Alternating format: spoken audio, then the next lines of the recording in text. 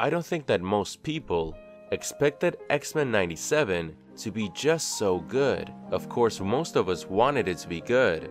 I personally had high hopes for the series and was excited about it ever since it was announced, but TV show revivals are always really risky when you think about it. Although audiences will always get sad when a show they like gets abruptly cancelled, and I think it's normal to wish for it to come back and continue, there's still always a high chance that if your favorite show gets a revival or a reboot and it isn't handled properly, it could end up being a huge disappointment and a disrespect to the original show's legacy. However, there's also always the chance that a show gets revived and becomes one of the greatest series of its kind to come out in recent memory, and ends up being absolutely amazing, greatly expanding the original series world and characters while evolving its storyline in a way that allows its creators to explore the original show's themes with a deeper maturity and nuance. This is exactly what Xmen 97 does.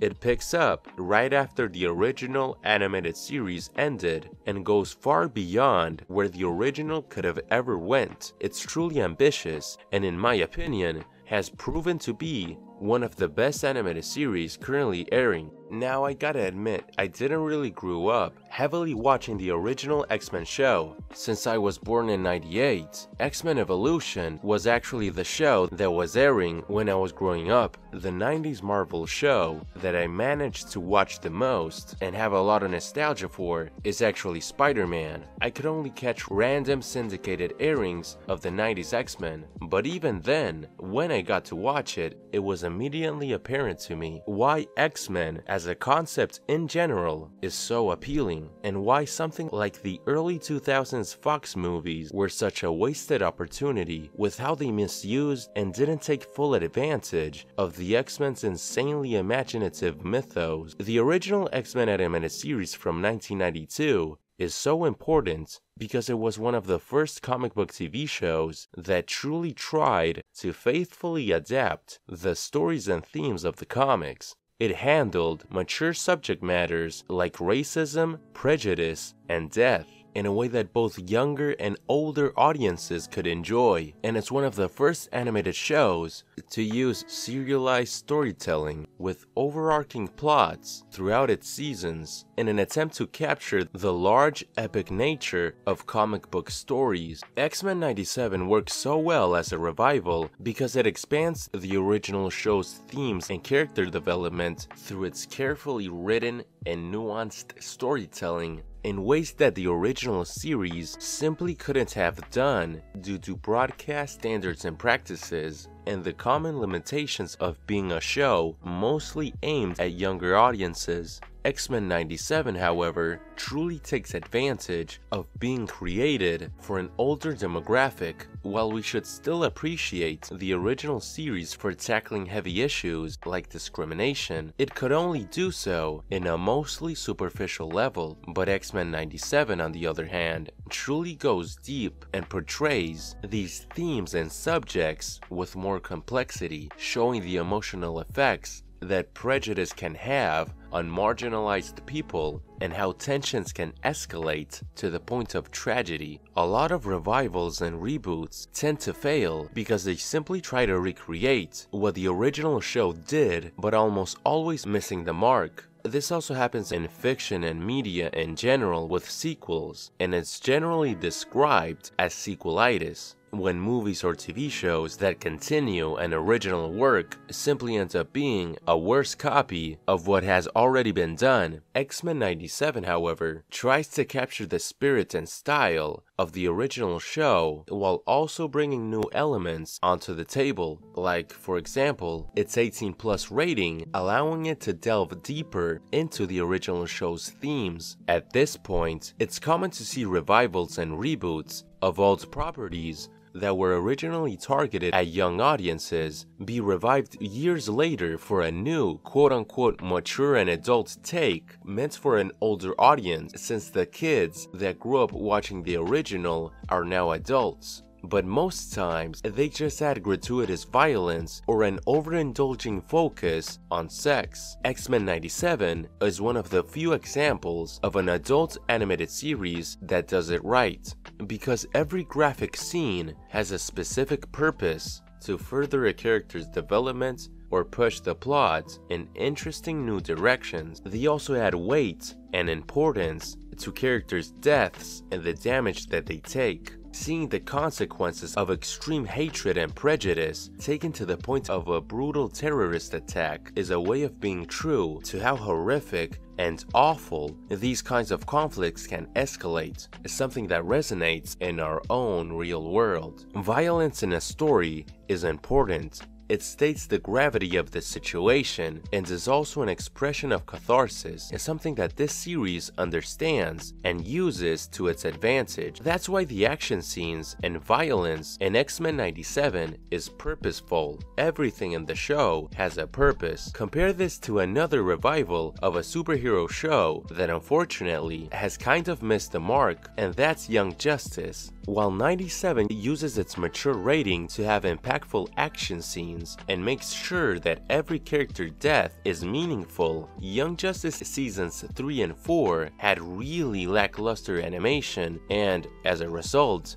its action scenes also weren't that good, so it felt like they tried to overcompensate by having overly gratuitous violence that literally didn't have any purpose besides shock value. The use of violence was so badly thought out and superficial that they even introduced Halo, a character with a superpower, to come back to life after any injury just so they could lazily kill her over and over again without any consequence, and it was just insanely boring. But I highly doubt that anyone could get bored when watching a character die in X-Men 97. Beyond graphic violence, the mature rating also allowed for more sexual themes, which is also something that was utilized well, because even the relationship subplots between various characters in the show add substance to the story and plays into the soap opera nature of X-Men comics. A big reason why the entire concept in general is successful is because there are always so many characters in X-Men stories that it's easy for audiences to have at least one favorite character. People are bound to get emotionally invested with at least one of the X-Men. So if you have such a large cast of characters where you know people are gonna get emotionally invested in them, it lends itself naturally to soap opera style storylines where the characters get entangled, adding complexity to their relationship. But another thing that X-Men 97 did very well when compared to other revivals and reboots is its focus and its tight, well thought out storytelling and structure. The show's first season is a concise 10 episodes with great pacing that doesn't feel overly drawn out, and they still managed to develop the characters in interesting ways, give them satisfying story arcs, and address plot threads that were left hanging by the previous show, all in a relatively small number of episodes. This is another thing that stands in strike contrast with the Young Justice revival seasons. That revival had 20+ episode long seasons that felt like a slog with subpar animation, and the writers adding new storylines and characters without properly finishing previous storylines that were introduced in the original 2 seasons and were left incomplete. It's kinda crazy that fans were campaigning for years so that the show could get revived, and see what happened to the final cliffhanger with Wally West, which was by far the most popular unresolved plot thread, only for the show to get revived with 2 more seasons, and they still haven't properly addressed whether Wally is truly dead or lost in the Speed Force like other similar disappearances in Flash comics have been explained. And Wally West is just one example of a storyline that has been left unresolved. It's also crazy to me that they still haven't meaningfully advanced the Light's conflict with the heroes, and they are still dealing with them. I just don't think that Young Justice has handled well all of the multiple separate storylines that they attempt to tell at the same time. time, while also juggling various characters and continue to introduce multiple new characters and storylines, which will also most likely be left underdeveloped. And look, even though I've been talking kinda badly about Young Justice, I still want to clarify that I love the first 2 seasons of the show. It's just that the revival seasons just weren't that good in my opinion. Maybe since the original 2 seasons of Young Justice were made of 26 episodes each, they felt obligated to do the same amount if they got revived, but they really shouldn't have done this in my opinion. The series would have benefited from being streamlined and more focused, and this is something that Xmen 97 truly understands, and it shows. It also takes the time to give almost every main member of the X-Men a story arc and something of significance to do. Stuff like this highlights the reverence that the show's staff has for each X-Men and the original 92 series. It also wrote effective melodrama without being overbearing in my opinion. As mentioned previously, one of the biggest appeals of X-Men comics in general has always been the fact that it's a soap opera. Ultimately, the show works so well because they got creative artists who truly love and understand the X-Men and the original 92 show, since most likely, the people that are now working on 97 grew up watching the OG series. I don't know why head writer Beo de Mayo was fired, but with the writing of this series, he truly showed how much he respects and loves the original series. He did a fantastic job, and it's obvious that he cares for and understands the X-Men's themes and mythos. X-Men 97's animation also needs to be praised because it's jaw-droppingly gorgeous and just amazing, quite frankly. It should not be understated how much of a visual spectacle this series is.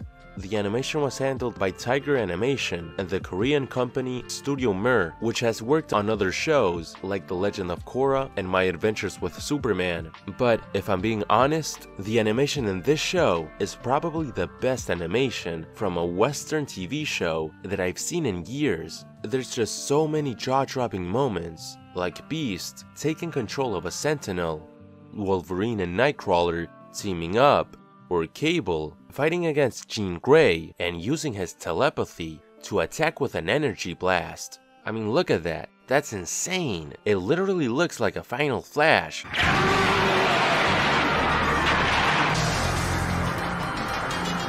The only downside I can honestly say about this show is that Morph is objectively an underdeveloped character. They could have been used more, especially considering they were very relevant to the plot, since Mr. Sinister was a prominent villain of the season, and they have a history with the character that 97 merely alluded to.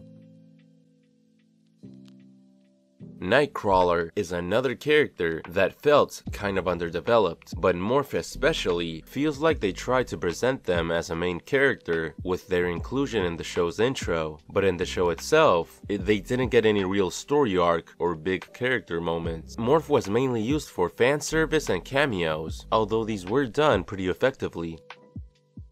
The Hulk's cameo was especially awesome.